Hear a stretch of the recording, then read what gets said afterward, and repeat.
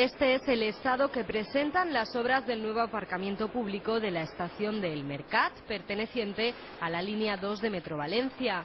Un reto para la ingeniería por las condiciones patrimoniales y urbanísticas del entorno, la Plaza Ciudad de Brujas junto al Mercado Central y la Iglesia de los Santos Juanes.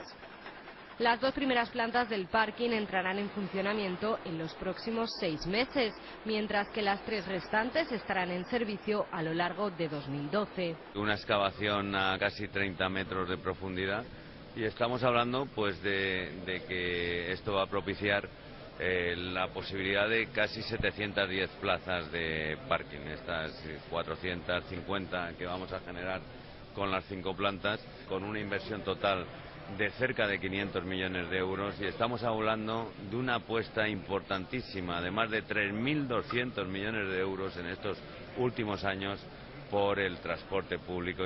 El conseller de Transportes ha recorrido estas instalaciones junto a la alcaldesa de Valencia.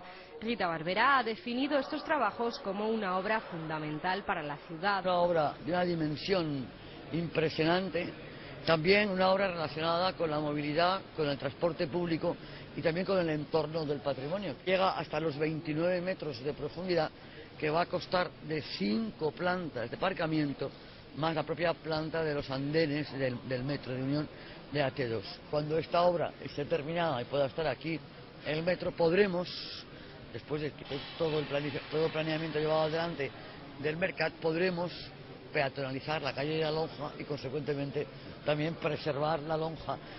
La futura estación de metro, que se